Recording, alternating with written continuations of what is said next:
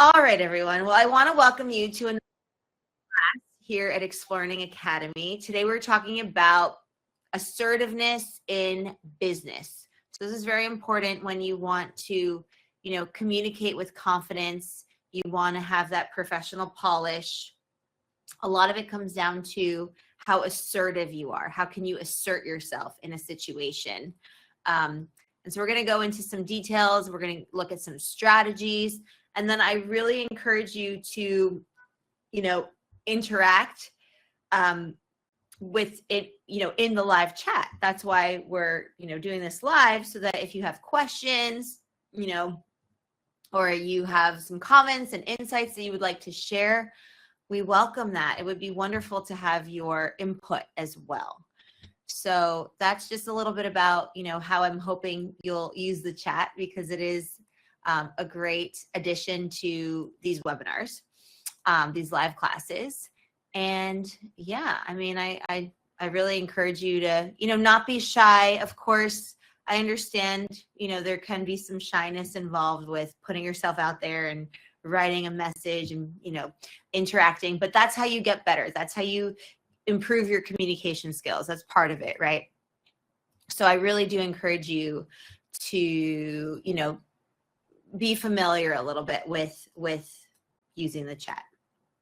Okay, so a little bit about me. Hi, I'm Mary Daphne. I am co-founder and CEO of Explearning Academy, of Explearning and Advanced English, and head of community and the lead instructor here in the Academy, Explearning Academy. And I am so happy to see you here. I'm so happy that you carved out some time from your busy days, your busy lives to, work on ourselves, right? This is all about professional development, personal growth. So I'm here to empower you with, confidence building strategies, communication skills, social fluency, executive presence. These are all really fundamental to not only our professional well-being and our professional lives, but also our personal lives. So in terms of my background, my own path has been filled with diverse experiences, as I'm sure many of yours are too. For nearly the last 2 decades, I've been involved in and worked in international corporate communications, television, education, ed tech, live broadcasting, also earning degrees. My undergrad I was a double major. Shout out to double majors out there, French and communication, and then 2 masters. One is from Bachiller University, and the other is an advanced master's from Columbia University, which you may have heard of in New York City. For the past 16 or so years, I've had the joy of teaching communication, social skills, French, executive communications, and more. And I'm constantly exploring how technology, research, scientific proven methods can help you achieve your communication goals, right? This is not an ESL program. This is a communication program and professional development platform. And the courses are all designed to help you improve your communication skills, because that's what makes the world go round. That's how we get the jobs we want, get the types of opportunities we want professionally, personally. That's how we get the friends we want. That's how we build our networks. That's how we have better social lives, healthier social lives. So communication is what makes the world go around. And lack thereof is what, causes issues. So we're focusing on communication. What took me originally into the space of international and intercultural, cross-cultural communication, which are themes that you'll see in our courses and our challenges and on YouTube and in our Spotify's, is the Fulbright grant that I was awarded, and that's what took me overseas. And I've really realize how important it is to be able to communicate across cultures and in between cultures. So interculturally, cross-culturally. Again, these are things that you don't really learn in school, right? But are so important for harmony, for, just effective communication, for being able to work abroad, live abroad, work with international people, work, in a global society that we are. So that's a little bit about me. I'm also a teacher trainer. I teach teachers how to teach. It's a lot of teach. Done that abroad and in New York City as well. So like I said, we're diving into a really fun topic, which is assertiveness in business. And, people ask me all the time, how do I become more assertive? So I'm going to share some strategies with you today. And in our group coaching session this week, we are going to work on more strategies and practice, with some role play simulations so that you can try out the strategies and get feedback as well. Because feedback is an invaluable part of the learning process, right? So if you're ready to get started with our class, give me a thumbs up or a favorite emoji of yours in the chat, and we will be on our way. How's that sound? All right, so I want to see your emojis. Everyone has a favorite, I think, or just one that speaks to you. One that speaks to you. All right. Okay, perfect. So, assertiveness in business. Interesting topic, isn't it? So it's crucial, right? Not only for navigating the complexities of the business world, but also to be able to put your best foot forward in the interactions where you really do want to have that professional polish, where you want to have that confidence, you want to, present yourself in the best possible light. This is assertiveness that we're talking about. It allows us to express our needs and opinions effectively, but while also respecting the views and perspectives of others. So do not confuse it, please, with aggressiveness, right? You're being assertive. You are asserting yourself. You're not being aggressive. There's a difference there. Okay. So let's talk about what this is. So it's not being aggressive, right? Not bullying people into, making a decision or going along with your points of views or, bullying them into anything. That's not what it is, but it is about expressing your thoughts, your feelings, your opinions clearly, right? And respectfully. So you, in other words, are respectful towards other people's opinions, even if they don't agree with you. It's not, that's, you don't want everyone to agree with you all the time. Everyone should have, they're entitled to their own opinion, and there's a back and forth that happens, right? So it's not about being aggressive or dominant, but rather there's a balance, right? You're expressing your needs and you're also respecting others' needs and opinions and values and so forth. Okay. So when we talk about balance, right, this is how you're going to create strong rapport. Part of how you'll create strong rapport and build strong professional relationships, which is very important when it comes to doing business, to having successful negotiations, to having successful communication outcomes in the professional realm. With assertiveness, you're standing your ground, right? You're like, this is my stance. I'm not going to budge on it. I'm happy to discuss. And, I'm open to changing my mind, but from where I stand right now, from where I sit right now, this is how I feel. But you're also respecting other people's opinions, right? And you have the right to change your mind as well.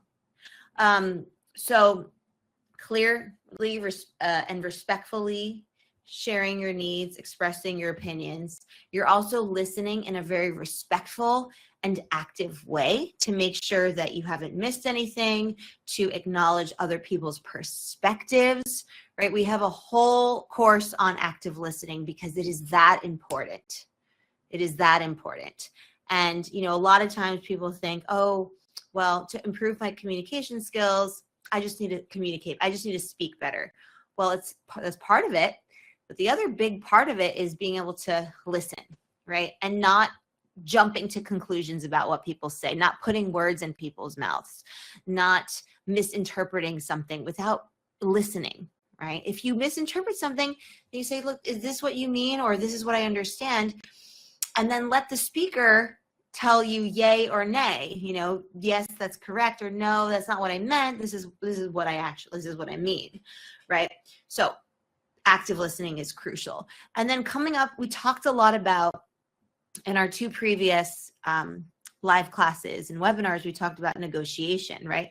And part of that was, we talked about the collaborative way of, running a negotiation and negotiating and having a successful outcome with that, right? A win-win for everyone. Very similar here in that, you're assertive and you're also looking for a collaborative way to do business, to communicate, to find solutions that benefit everybody. So of course there's some overlap, right? Which is what we expect. We expect that. And especially in the business world, we're working with people, right? We're on teams, we're running teams, we're managing teams, we're with people, we work in groups. So of course we need to have a collaborative approach, right? We're not flying solo. Honestly, even the solopreneurs out there, right? The entrepreneurs that kind of run things as a one-man or one-woman show, even they have to, find a way to be collaborative, because there's gonna be a time where they work with people. So again, collaborative is a huge part of this balance between assertiveness and respect. So let's look at some techniques, okay? Effective communication is the foundation of assertiveness. So there are a few techniques that you can actually use to be able to communicate your needs clearly and effectively, such as direct language, right? So being direct, being clear, using concise wording and phrasing, not trying to embellish things or add more detail than necessary, right? Avoid being passive aggressive, which is like being aggressive without overtly being aggressive, but it's passive. It's still considered aggressive. In other words, the interlocutors will take it that way. The people also engaged in the conversation will take it as aggressive. We don't want that. We don't want to be ambiguous. We want to say what we mean and mean what we say and be very clear. Okay. I statements are another really great way to take ownership, right? Of what you feel, of how you think, of decisions you've made. It shows accountability, right? You're holding yourself accountable, which is huge. That's a very important skill for a leader or a rising leader, not blaming other people, not shirking responsibility, but really owning up to maybe a mistake you made or something that people just are not happy about or don't agree with. So that accountability, right? And the language we use around it could be I statements, which removes blaming, others. Of course, active listening. What are people saying? How are they saying it? Not just what they say, but how are they saying it? And to do that, you need to be aware of nonverbal communication, not just of your own, right? But of other people's nonverbal communication, knowing how to read what they're saying with their expressions on their face, their micro expressions, their hand gestures, their posture, right? How are they sitting? How are they standing? What's going on with that? What about their tone of voice? All of these things are para language, which helps enhance our communication. Because again, the words themselves are important, but they only make up a small percentage of the communication effect, right? Your communicative power. The rest is in tone of voice, body language, facial expressions. So we have to be masters of this as well. We have a whole nonverbal course in our community. So this is something that, we really, really emphasize because it's that important. And like I said, with body language, thinking about good eye contact, what are the appropriate gestures to use? Do they complement, which is what we want? We want them to complement what we say, or do they distract? We don't want them to distract, right? Because can you imagine if I'm doing this the entire webinar? Turns into more of like a maybe a dance party, which is great, but that's different. So, you know, how do you convey confidence through your posture as well? Things to really think about, things to think about. Okay. And so what about some challenges, right? So of course there are challenges, and I'm highlighting some of the common ones here. Okay. You know, so we've done that. I'm going to shine a spotlight on this. So when you are in a situation where there might be conflict, or there's about to be some sort of tension, or you just feel the tension in the room, right? People are upset, they're visibly upset, there's some heightened emotions. It can be very challenging to be assertive during those times, right? During these times of conflict or tension. So to learn how to manage these is one of the best ways of having ownership of your communication, right? And this is how you're going to navigate these kinds of situations that happen more smoothly. So how do we do that? So first we want to identify triggers, right? What is, you know, what's going on? What starts a conflict like this? What situations, what kinds of behaviors, what sorts of patterns do you notice that tend to trigger maybe your own anxiety, or anxiety in others, or maybe you being maybe on the defense, like a little bit defensive? Okay, so identifying triggers is the first, right, very first step. Then you want to start practicing assertive responses. So assertive as opposed to aggressive.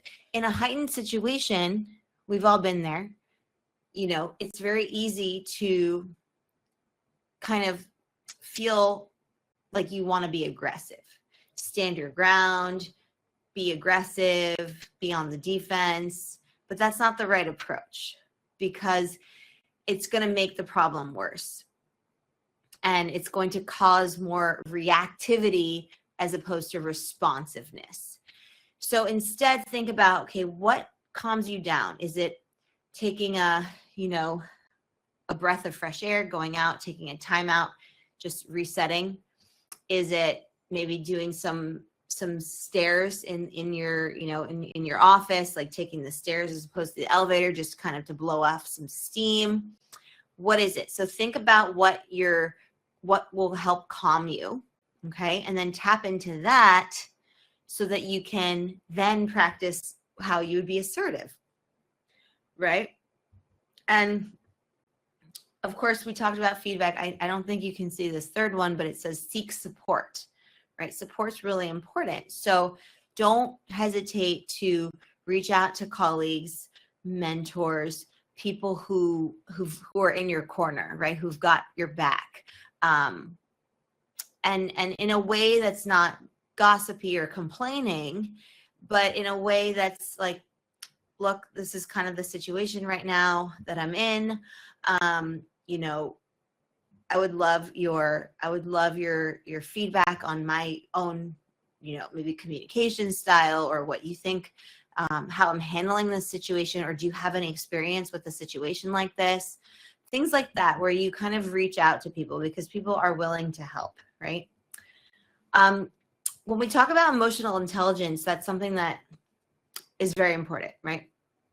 And we think about EQ as a very important skill for a leader to have. Not just the leader, but a rising leader, for really anybody. You know, in our social interactions that are even just the casual ones that we have with friends and family, emotional intelligence is crucial, because you're learning about how your own emotions are, and then how other people's emotions are as well. So it's important in being able to assert yourself as well, because as I said, when you're understanding your own emotions and other people's emotions, you are more likely to be, you know, able to have that assertiveness and communicate effectively and build rapport with people and have stronger relationships, because you get it. You understand that even though somebody might say something in a different way, you understand how they're feeling because of all the other ways they're expressing themselves.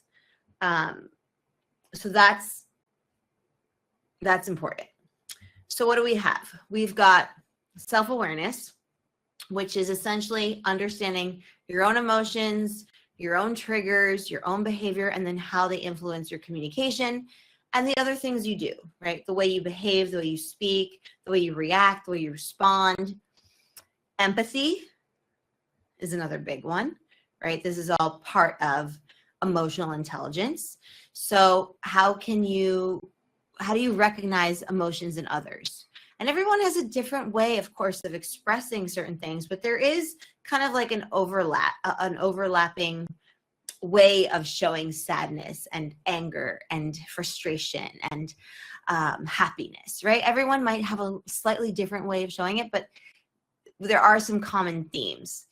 And then self-regulation, right? This is how you manage your own emotions. You're in control of, how you're going to react or how you're going to respond, and avoid impulsive reactions. So it's better not to react, although it does happen sometimes, but it's better always to respond instead of react. And just recognizing, okay, I was really tired that day and somebody just said that thing and I was really frustrated and I couldn't I couldn't contain it anymore. So I just, said something that I regretted or something like that. Or you just recognize that maybe, you weren't your best that day, because nobody's perfect and it happens. But if you can recognize, those triggers, which we talked about in the previous slide, you will be much better off, because then you know what kinds of situations to be more taking care of, taking care of yourself more, and what you might be on high alert for. And then last one is relationship management. So that's building and maintaining healthy relationships with others, which taps into rapport building and creating that trust with people and showing people that,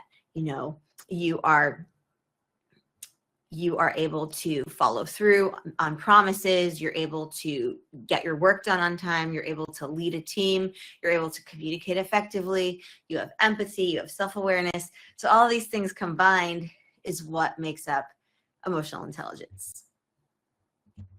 Okay, what about building assertiveness? So the good news is that it can be developed and learned over time, which is great. And here's some exercises that I want to share with you and some practical tips that will help you kind of start familiarizing yourself with being more assertive, right? So first, identify your needs, right? What do you need and want in different situations? Clearly define those for yourself, because that will help you communicate those to others, right? But because if you don't know what you want actually, then it's going to be very challenging for you to explain that to somebody else, right? So essentially, first figure out what is it that you need. Clearly define that. Then you want to practice assertive communication. So you can role play with a friend or a colleague so that you start to get into that mindset of, okay, here are my needs. This is how I'm expressing those needs. Like I said, in our executive coaching session, we will practice some simulations and role plays. So you're more than welcome to join us. It's a very safe space where we are able to communicate and take risks and practice, and it's low stakes. So you don't have to worry about facing judgment or evaluation, because it's a learning process for everybody. And what's great about practicing these kinds of things in a role play and a simulation is that not only do you get feedback, but you get to try on the strategies for size, and you can do it in a way that is low stress, low stakes, right? Because it's not, there are not really any consequences of if you made a mistake or mess up. That's okay. It's part of the journey. We want to make mistakes. So try to practice assertive communication before you actually need it in your business setting and professional setting. And then feedback is extremely important. Like I said, in our sessions, we provide feedback for you, and you also get a write-up of everything so that you can always practice and revisit. But, you know, if you're comfortable, ask your friends too. You can ask, you know, trusted colleagues or mentors how, you know, you can improve your communication style, or if something didn't sit right or did sit right, or, you know, what's their feedback on that, so you can identify things that you're doing well, and for also, you know, identify areas for improvement, right? Okay, what about in leadership? So for current leaders, for rising leaders, assertiveness is, you know, a huge part of leadership. So, you know, this is how you can inspire your team, motivate people, guide your teams, while also fostering a culture of collaboration and respect. Because we talked about collaboration being super important. This is how we can get things done well. This is how teams run smoothly. This is how we minimize friction and maximize output. And everybody just has a better time overall being on a team, communicating with people when it runs smoothly like that, right? So let's have a look. Confidence, right? Somebody who is confident is going to inspire trust and show their team that they believe in them. And, you know, when you think about it, if you have a leader who doesn't seem like they believe in you, how well do people on that team perform? Probably not as well as they could, right? On the flip side, if you have a leader who believes in you, who you're the team, who is, you know, a cheerleader for them, who's rooting them on, who's saying, we can do this, we're collaborating, like, you know, showing collaboration, but also showing that they believe in them, then it's a very different outcome, right? People are excited to build something together, to do, you know, to brainstorm together, to find solutions to problems together, to just be with each other and come up with a solution to things, and, you know, put everyone's best foot forward. So that's a confident leader. Clear and open communication, where it's transparent, where people feel like they can, there's that psychological safety. People are, you know, it's huge. Leaders who can achieve this, they're going to have way better outcomes. And it's very important for effective leadership, because again, when people feel safe, they're going to feel like they can share their opinions. They can feel like they can be assertive. They don't have to worry about, you know, judgment, and again, better outcomes, because people can speak their mind. They can collaborate. We foster that kind of collaborative mindset. So it's great. And then empowering team members to share their ideas, to contribute their talents, to, you know, share their experiences. This is what a good leader does, right? And they're assertive as they do this. And then integrity, right? So the leaders who act with integrity are able to build trust and respect from their team. So of course, there's that element of rapport building there that we see in like, it's a common theme, because, you know, we're social creatures and we thrive on these strong relationships, and communication can help us get there, because as a team together collaborating, we can achieve so much more. Okay, how are we doing so far? I hope everyone is having a good time and learning a lot. Let's have a look at these diverse work environments and what that means for assertiveness. So, as with many things, right, we're always adapting our communication style. We don't just have one style of communicating. We change it based on so many factors, some of which include the setting we're in, the register, like the language register we're using, the communication act, the speech act, the context, the participants, the location, the emotions behind it, the nature of, like, the content, right? The nature of what you're sharing, the act sequence, So many things are going to affect the way we communicate.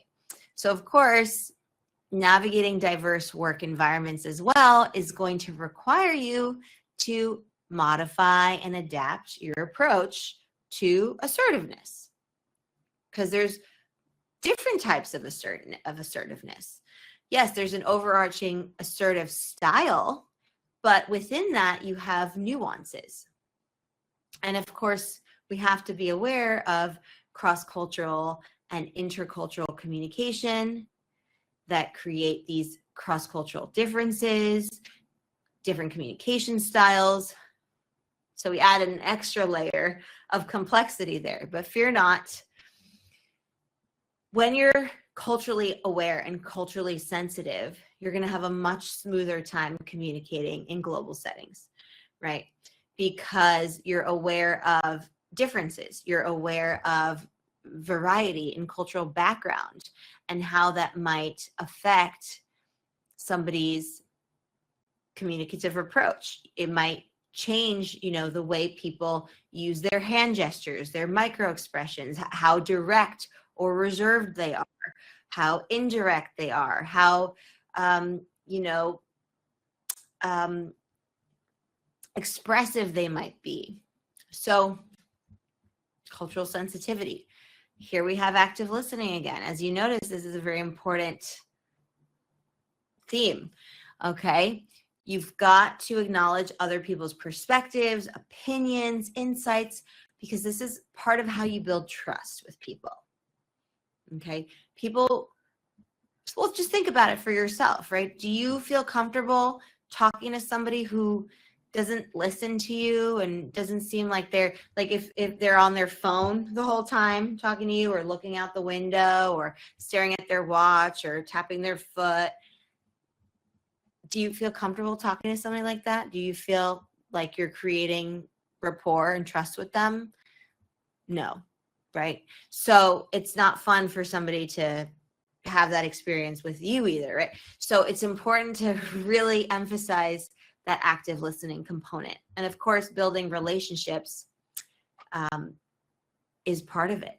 So how do you create trust, and how do you create rapport, and how do you have that mutual respect and understanding for people? And again, it's that balancing act with, expressing yourself, but also and asserting yourself as well, but also being able to respect other people's opinions. And that's where that active listening and empathy component come in too. And then lastly, how do we embrace assertiveness? It's so crucial for the business world. And of course, in your social lives as well, being able to stand up for yourself and say what you mean and not be afraid of it, and feel safe enough, have that psychological safety that you feel confident in doing that.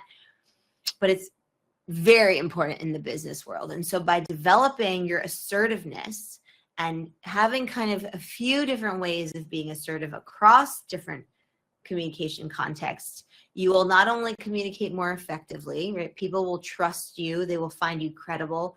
You will have more integrity. You will build strong relationships that are built on trust and respect, and you'll have better communication outcomes, right? You will achieve your goals, whatever those goals are. If it's getting a raise, or spearheading a project, or running a session, whatever it is, right? You will do that so much better if you're able to do it with that confidence and assertiveness. Right? It's not about aggressiveness or domineering, but it's about respecting other people, respecting yourself as well, right? And expressing your needs and opinions respectfully, while also making sure that you are taking good care of listening to what other people say, valuing their opinions, asking people for their thoughts and their feedback and their insights, because this is how it's collaborative, right? And you will find that it is extremely powerful as a communication tool, not only in your personal situations, right, your personal interactions, but also in business. And today we focused on business communication. And so that's where our focus is. But you can just as easily take these strategies into your social lives as well, right? And try them out and play around with them and see, okay, if I express myself this way, what's the outcome? Have a little experiment with it. And so that way you get to see what it feels like as well. So do we have any questions? What are some of our questions about this? What's your favorite strategy? What are your thoughts? I would love to hear what you think. It's something that, what's great about communication is, yeah, there are people who are very talented at communicating, and it's just they're natural, right? But most people have to learn this, and it's not like they teach this in school. This is part of why, I've made it my mission all these years to equip you with the skills and the tools and the strategies to help you, improve your relationships, improve your business skills, improve your business relationships, your network, to have better communication outcomes, because everything runs on smooth communication. So we've got to have these tools under our belt if we want to, one, connect with people, and two, get the kinds of opportunities we want and the things we want to achieve and go through life in, a happy way. So these are some of the things that we would get out of communicating more effectively. And if you are up for the challenge, we've got a year-long communication skills bootcamp where we teach you all of the ins and outs of effective communication. We've got things like live webinars and classes. There are monthly challenges and web courses for you. We've got live interactive chats.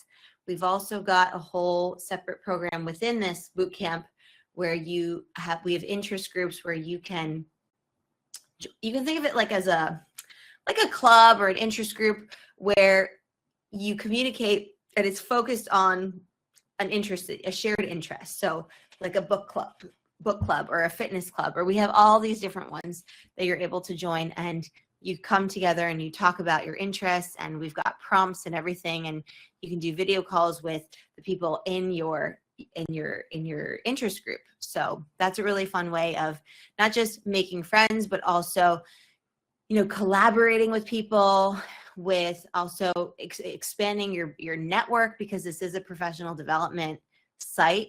So we've got international professionals here in our academy, and of course we all have our interests. And sometimes you find overlapping interests, and it's really fun to discover that, and you get to interact with people from all over the world, and it's an amazing, amazing thing. So if you want more information about this, you can scan this QR code right here, or you can just visit us at academy.explearning.co, and you can, join our self-study program, which is what you'll, how you can access what I just showed in this previous slide, year-long communication skills bootcamp. So that's a little bit about that. So I'll leave that up there for just a moment so you can scan that QR code. We have an app, so you can just use it on the go as well. Some of you might even be joining from that, which is cool. And in the words of one of our members at Explearning Academy, she says, best investment, you won't regret it. So that's great. It's great to see our members so happy and, really valuing what we offer, because again, communication, you're here, right? Why are you here? Because part of it is to improve yourself, right? And we're always improving ourselves, myself included. Every day is a new opportunity to be better than we were yesterday. So, communication is the name of the game. It gives us better work outcomes, better community, better relationships, better networks, better everything, really, right? Everything. So it's definitely, it improves our quality of life for sure, for sure.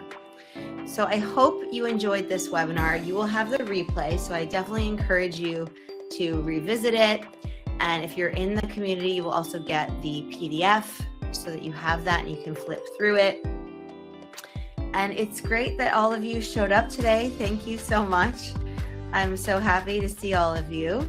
And I will see you soon for another class and webinar. And if you are in our executive coaching program, then I will see you tomorrow for our session where we'll all be on camera at once and we'll interact that way. So thank you again, and I will see you very, very